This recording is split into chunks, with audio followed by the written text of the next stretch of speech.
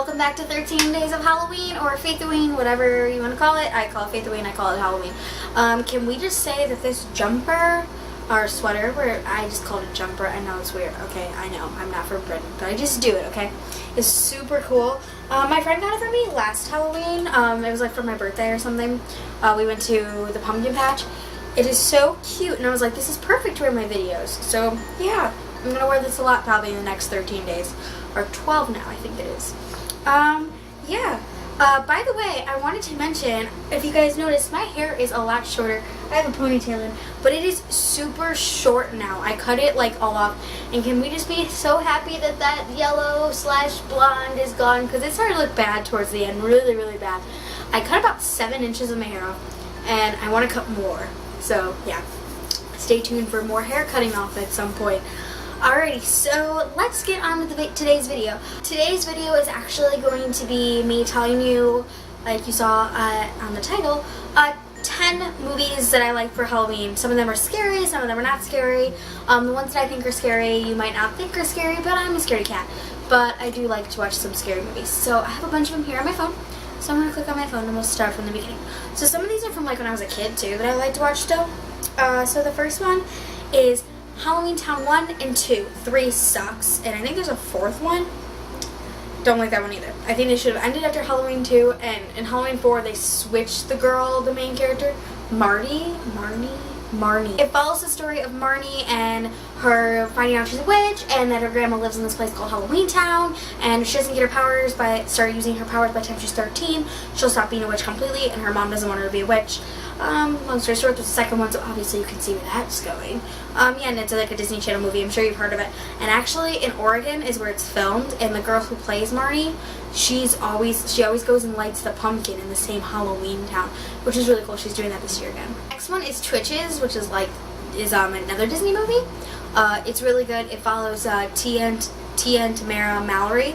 They play the main characters, and they're sisters. They were separated at birth, and they're from some other dimension, and they're witches, and they got separated from their parents, and they both got adopted. It's pretty good, and they have like a second one to that one, but I like the first one way better than the second one, so I didn't put that in. The third one, of course, is Hocus Pocus. Everyone loves Hocus Pocus.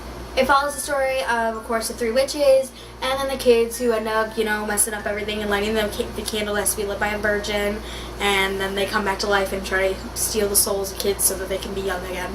Which, of course, doesn't work out well, but it's amazing. If you haven't seen it, I don't get why you wouldn't see it. It's like a classic. So, everyone knows the story of that one. Next, I actually have the DVD for, and that is Halloween. Michael Myers stuff. Everyone loves this story, of course. It's been remade before. This one's the original one, and Anthony's obsessed with this movie as well. It's like his favorite scary movie, I'm pretty sure. It's pretty good. I get really scared when I watch it, I'm not gonna lie to you. Every time I do, I just like jump at all the scenes. And there's actually at my house, when me and Anthony watched the remake, if you paused it on my old DVD player, Michael Myers' face would just pop up, and it didn't do that on anybody else's TV in the house. We just thought it was so weird that it just had like a little snippet of his face for some reason on it, and it just scared the shit out of us one day when we saw it. But next, it's not a Halloween movie. People watch that Christmas too, and it's not a Christmas movie, but it has Halloween and Christmas in it, so I guess you could count it. And that would be Harry Potter and the Sorcerer's Stone, or Philosopher, wherever you live. Yeah, it's Harry Potter, so I think you could use it for, Halloween, because the Halloween scene, or Christmas. I feel like, it's got wizards. You can be a wizard, so I really think it suits, obviously, if you don't know what Harry Potter is, and you don't live on this planet, but you're watching this. Harry Potter is, the boy who lived and all that fun stuff, and it just follows his first year, this one. Any of the Harry Potters I would really suggest for Halloween, especially like 3 and probably the last one for sure. Those ones are really good for it too, because they're kind of darker. And 4 maybe, yeah, 4 too. I could count 4 too. 6, yeah, I don't think 6, but yeah, most of the Harry Potters I would totally count. The next is actually, there's a fun story with this. The Boy is a story about this girl who she has this issue with like her boyfriend, and she lives in America, and her boyfriend like messes with her like I think he physically beats her and stuff, so she like leaves him. She gets this job being a babysitter in London.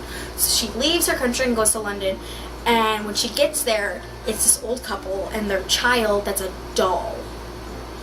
And it's really weird. She has to babysit this doll, but like if she doesn't do what the paper says, like feed him food, all this other stuff, like weird shit starts happening, and she thinks the doll's coming to life. So then she feels a need to protect the doll, and it gets really twisted and weird, honestly.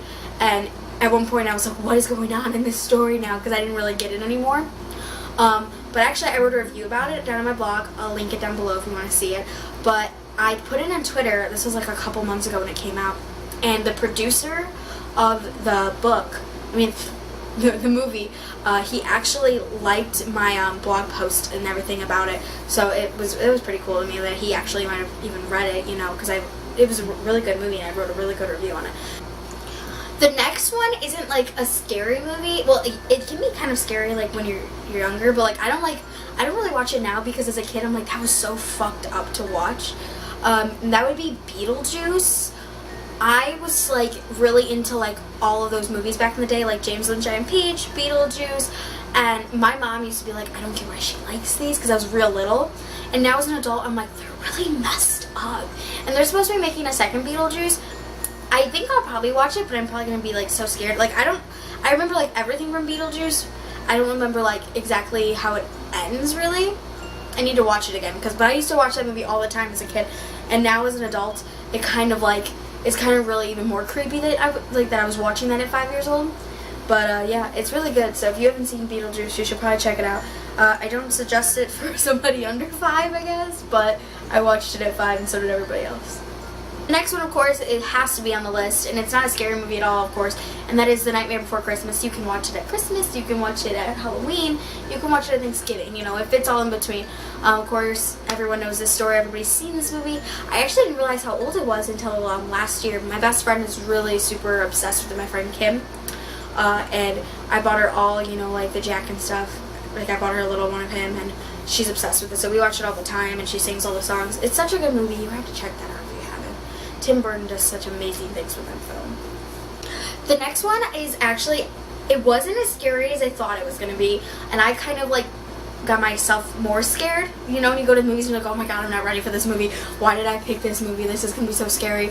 And then it turns out not to be, and you're like, but you scared yourself, and you figure out afterwards. You ever done that? I have. That happened with me with the disappointment room. A disappointment room is where like people back in the day would like put their kid in a room that like their kid could have like something messed up with their face, or like, you know, just anything really that wasn't like normal back then that, you know, they obviously couldn't fix.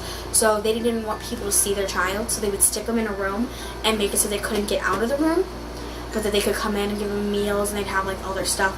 And it follows a story about that. A lady and her kid and her husband move into this really big house, and she's gonna fix it all and make it really nice. And she moves a cabinet, and like not a cabinet, but like a wardrobe, like Lion the Witch in the Wardrobe, you know, like Narnia, and moves it, and she finds a door, and in the door is this room, and she kind of gets trapped in there for a few, and has all these weird like moments and stuff. It figures out this whole story, and you don't know if it's like real or not by the end of it, like if like she really had these like if she was really seeing these things, or if she was just going nuts. But it's really good, you should check it out. That's really why I put it on the list, but like it wasn't too scary. So if you're like one of those people that's like, I don't know if I want to watch that, go check it out. It's not that bad, I promise you. I think The Boy might be more scarier than The Disappointment Room, so give it a try.